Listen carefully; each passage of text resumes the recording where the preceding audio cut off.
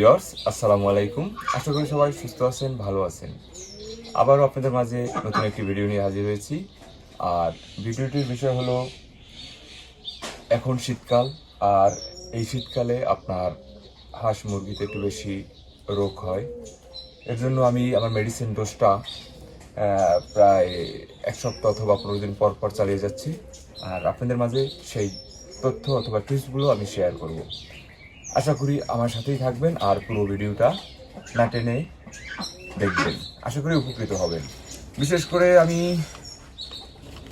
আমার যে এখানে হাঁস আছে পেশি হাঁস, আর হলো যে চিনি হাঁস আছে মিক্স করা, আর আমি ওদেরকে এখন দিচ্ছি এই যে থায়াবিনের ভিটামিন A1, B2, B6 আর ইরোক্টোভেট। এটা আপনার অ্যান্টিবায়োটিক টাইপের, যেটা জ্বর টর অথবা আপনার যে কোনো সমস্যার জন্য এটা খুব কার্যকারী একটি ওষুধ। আর এর সাথে আমি আরও একটি ওষুধ মিক্সড করেছি, সেটি হলো নাপা, আমাদের এখানে যেটা নাপা প্লেন বলে। আর আমি এটা পরিমাণ মতো নিয়ে এটা গুলিয়ে আমি হাঁসগুলোকে খাওয়াই দেবো।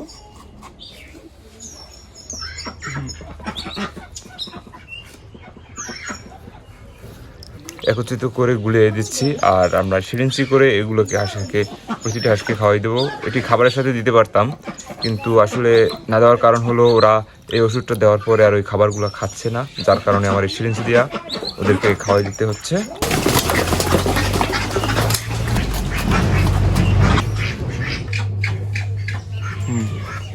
এটাকে আমরা 5 মিনিট সিরিঞ্জি করে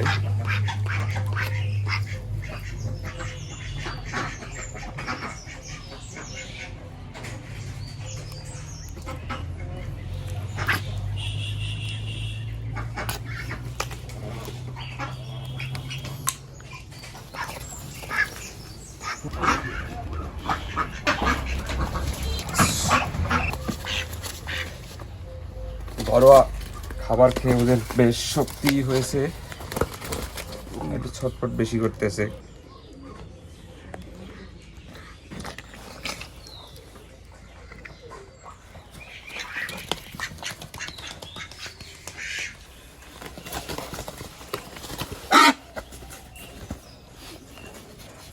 ওদের সাথে শক্তি তো পাচ্ছি না আমি, কারণ হলো ওরা এই রকমের ওষুধ কখনোই খায়নি, এই প্রথম। আর যেহেতু খাবারের সাথে খাচ্ছে না, আমারও কিছু করার নাই।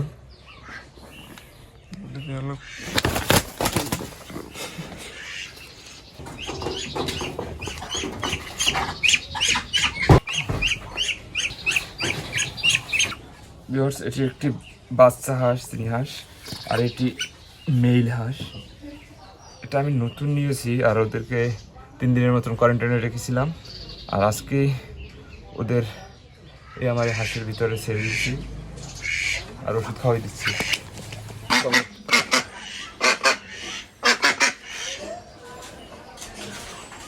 এগুলো আমি বাজার থেকে বেছে বেছে নিয়েছিলাম।